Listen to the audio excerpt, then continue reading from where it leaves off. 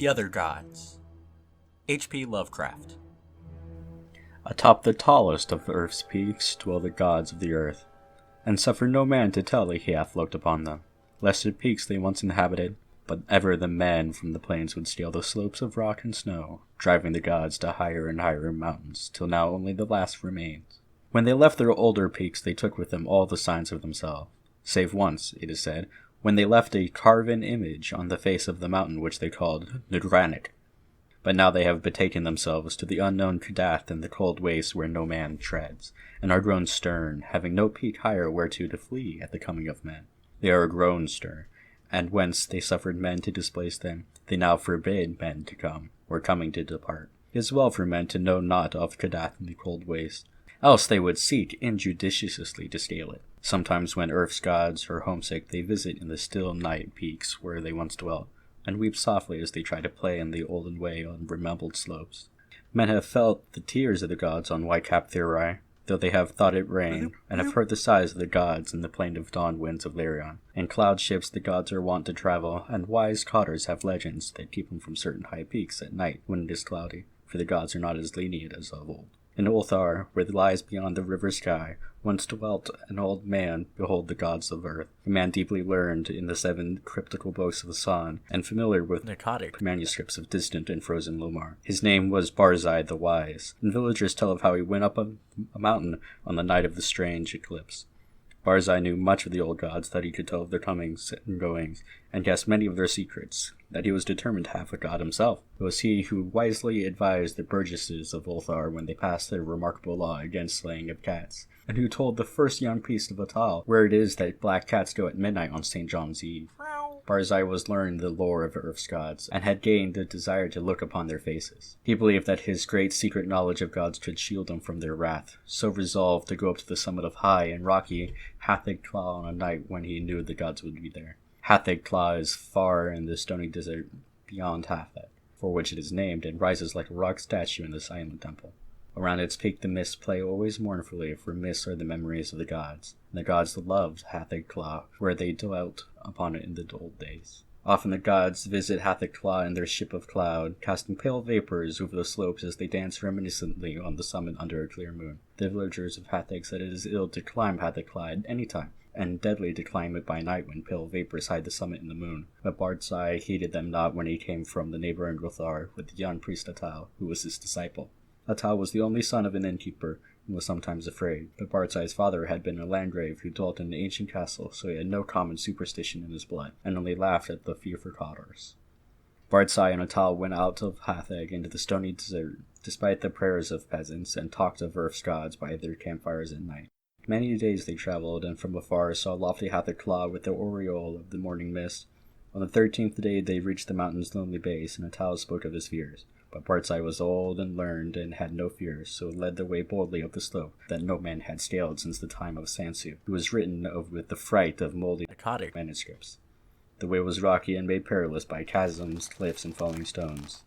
Later it grew cold and snowy, and Barzai and Atal often slipped and fell as they hewed and plodded upward with staves and axes. Clink, clink. Finally the air grew thin, and the sky changed color, and the climbers found it hard to breathe. But still they toiled up and up, marveling at the strangeness of the scene, and thrilling at the thought of what would happen on the summit when the moon was out and the pale vapor spread around. For 3 days they climbed higher and higher toward the roof of the world. Then they camped to wait for the clouding of the moon. For 4 nights no clouds came, and the moon shone cold through the thin mournful mist around the silent pinnacle. Then on the 5th night, which was the night of the full moon, Barzai saw some dense clouds far to the north, and stayed up with Atal to watch them draw near. Thick and majestic they sailed, slowly and deliberately onward, ranging themselves round the high peak above the watchers, and hiding the moon and summit from view. For a long hour the watchers gazed, whilst the vapors swirled, and the screen of clouds grew thicker and more restless. Barzai was wise in the lore of the earth's gods, and listened hard for certain sounds. But Atal felt the chill of the vapors in all the night and feared much, and when Barzai began to climb higher and beckoned eagerly, it was long before Atal would follow. So thick were the vapors that the way was hard, and though Atal followed on at last, he could scarce see the grey shape of Barzai on the dim slope above in the clouded moonlight. Barzai forged very far ahead, and seemed, despite his age, to climb more easily than Atal. fearing not the steepness that began to grow too great for any save a strong and dauntless man, nor pausing at a wide black chasms that a tall could scarce leap. And so they went up wildly over rocks and gulfs, slipping and stumbling, and sometimes awed at the vastness and horrible silence of bleak ice pinnacles and mute granite steps. Very suddenly, Bart's eye went out of Atal's sight, scaling a hideous cliff that seemed to bulge outward and block the path for any climber not inspired of Earth's gods. Atal was far below, and planning what he should do when he reached the place, when curiously he noticed that the light had grown strong, as if the cloudless peak and moonlit meeting place of the gods were very near. And as he scrambled on toward the bulging cliff and lit sky, he felt fears more shockingly than he had known before. Then, through the high mist, he heard the voice of unseen Bardseye shouting wildly in delight. "I have heard the gods! I have heard Earth's gods singing reverently at Hathach Cla. The voices of Earth's gods are known to Bardseye the prophet.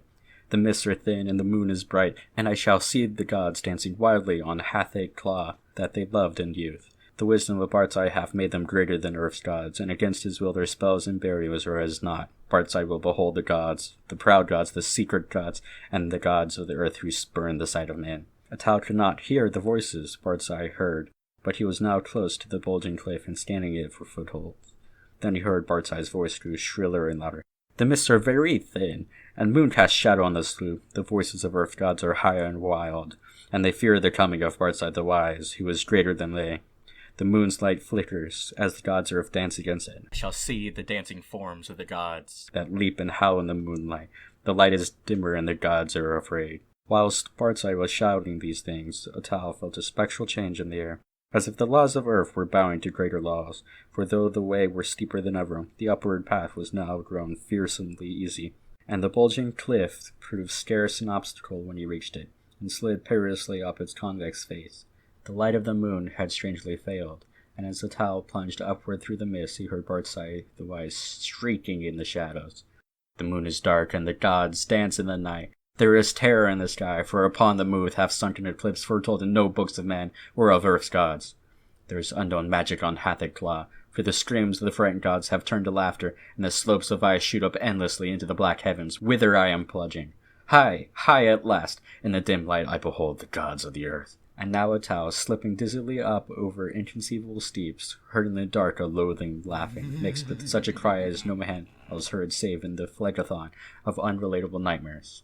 A cry wherein reverberated the horror and anguish of a haunted lifetime packed into one atrocious moment. "The other gods! The other gods! The gods of the outer hells that guard the feeble gods of the earth! Look away! Go back! Do not see! Do not see! The vengeance of the infinite abysses! That curse! That damnable pit! Merciful gods of the earth, I am falling to the sky!"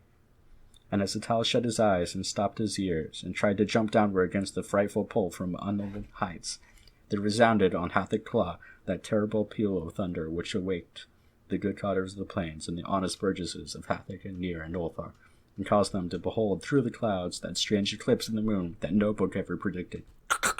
And when the moon came out at last, Atal was safe on the lower snows of the mountain without the sight of the Earth's gods, or of the other gods.